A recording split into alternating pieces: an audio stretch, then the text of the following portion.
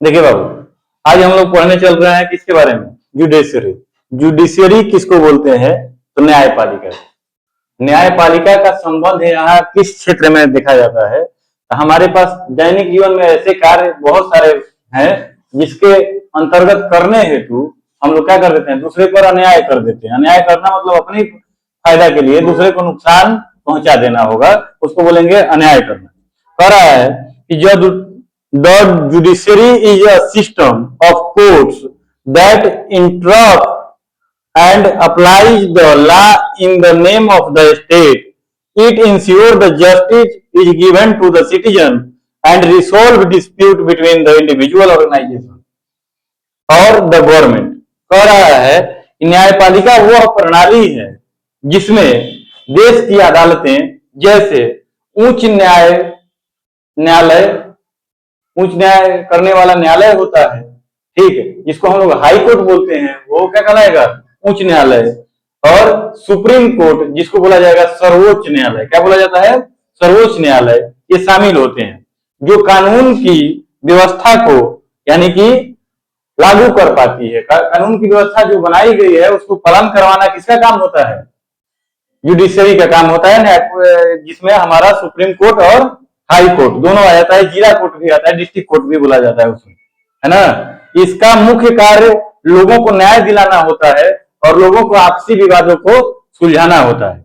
न्यायपालिका का संबंध अगर देखा जाए, अगर दो लोगों के बीच जमीन को लेकर के झगड़ा हो जाए, कोई अगला कह रहा है कि ये मेरा इतना सारा जमीन है, दूसरे, क्योंकि आजकल सर्वे के अनुसार जमीनी का ज्यादा विवाद हो रहा है, तो जमीनी विवाद ज्यादातर होते हैं और घातक हो जाती है। ऐसी स्थिति में मामला कहाँ चला जाता है? न्यायालय में चला जाता है और न्यायालय उसका क्या करता है? निदान निकालता है ना। तो जुडिशरी के बारे में बताया गया कि एक न्याय प्रणाली की ऐसी व्यवस्था जिसमें गवर्नमेंट को भी इसको फॉलो करके चलना पड़ता है। देखिए, गवर्नमेंट जो है दो सदन में अपना कार्य करती है। यहां हम लोग थोड़ा सा देखेंगे, दो सदन, ये हमारा जो है पहला हो गया लोकसभा, जिसको एल से हम बना रहे हैं, और इसको बोलेंगे क्या? राज्यसभा, जिसको आर एस लिखेंगे।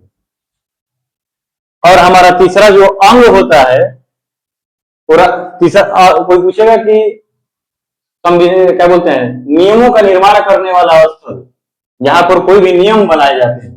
अब ऐसा नहीं है कि संविधान पहले का बन गया है तो उसमें हम लोग कोई चीजें इंक्लूड नहीं कर सकते। क्यों नहीं कर सकते? आज हम 21वीं सेंचुरी में चल रहे हैं, आज के अनुसार हम उसमें कोई भी चीजें को इंक्लूड करेंगे, जिसको हम लोग क्या बोलते हैं? संशोधन बोलेंगे, या फिर उसमें इंप्लीमेंटेशन करना, उसको लागू करना, ठीक है। तो यहाँ राष्ट्रपति, तीन अंग होते हैं किसके? संविधान संबंधी नियमावली को, गवर्नमेंट को कोई भी रूल को बनाने के लिए संसद में जाना पड़ता है। अब संसद में मेंबर ऑफ पार्लियामेंट कहे जाते हैं किसका? लोकसभा में, ठीक। जो अब थोड़ा सा एमपी के बारे में समझिए। मेंबर ऑफ पार्लियामेंट इसको बोला जाता है, एमपी कहा जाते हैं, ये लोग एमपी कहे जाते हैं, जिसको डायरेक्ट लोगों के द्वारा चुनाव करा करके चुना जाता है। अब समझ लीजिए कि हमारा देश का जनसंख्या जो है मोर देन 125 करोड़ हो चुका है, मतलब हम लोग 125 करोड़ से ज्यादा हो गए। इसमें क्या होता है कि जनता की समस्याओं को सुनने के लिए, जनता की समस्याओं को सुनने के लिए एक जनप्रतिनिधि को दिया जाता है कि प्रति 10 लाख व्यक्ति जो होते हैं, प्रति 10 लाख व्यक्ति, तो उनको जनप्रतिनिधि अपने वोट दे करके चुनते हैं और वो जाकर के कहां बैठते हैं? संसद में बैठते हैं, जिसको सांसद कहा जाता है। वैसा व्यक्ति जो मेंबर ऑफ पार्लियामेंट कहा जाता है, तो कहां बैठता है? संसद में। कहां बैठा है? संसद में। जो बैठता है उसको क्या कहा जाता है? सांसद कहा जाता है। मतलब एक आ की मात्रा लग जाता है तो आदमी हो जाएगा, संसद का मामला आ जाएगा तो एक व्यवस्था जहां पर मेंबर ऑफ पार्लियामेंट अपनी क्या बोलते हैं? रिक्वायरमेंट को रखते हैं, गवर्नमेंट के रूल बनाने के लिए, नियम बनाने के लिए, या लोगों की जरूरत के अनुसार इंप्लीमेंट करने के लिए वहां पर डिस्कशन होता है और वहां से नियम बनता है, नियम बना करके पारित किया जाता है, जो कि लोगों के वेलफेयर के लिए जरूरी होती है, मतलब लोगों के भलाई के लिए ये कार्य होता है। तो मेंबर ऑफ पार्लियामेंट में सबसे ज्यादा कारगर किसको माना जाता है? इसी को, लोकसभा को, क्योंकि लोकसभा में मेंबर आते हैं और जनता उसकी चुनाव करती है। जनता चुनाव करती है तो प्रति 10 लाख व्यक्ति, मतलब 10 लाख व्यक्ति मिलकर के एक जनप्रतिनिधि को चुनते हैं अपने यहाँ का। अगर पटना में चल जाइएगा तो पटना में 2 सांसद हैं, ठीक है, पटना साहिब से भी है और पटना से भी है, जिसको 2 सांसद, मतलब वहां पर उसकी आबादी जो है बहुत ज्यादा है, और बहुत ज्यादा आबादी, मतलब बहुत ज्यादा आबादी है, तो बहुत ज्यादा आबादी है तो वैसे में 2 सांसद चुने गए हैं प्रति 10 लाख व्यक्ति का। बात समझ में आ रहा है?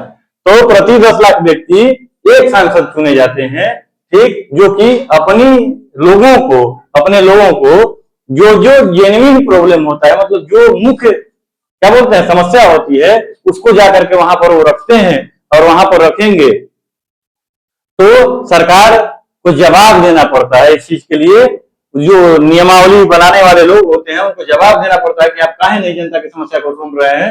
इसलिए ये जो सांसद होते हैं बहुत ताकतवर होते हैं, अपनी बातों को रखते हैं, तो उनका एक व्यक्ति जब बात रखते हैं प्रति 10 लाख व्यक्ति होते हैं।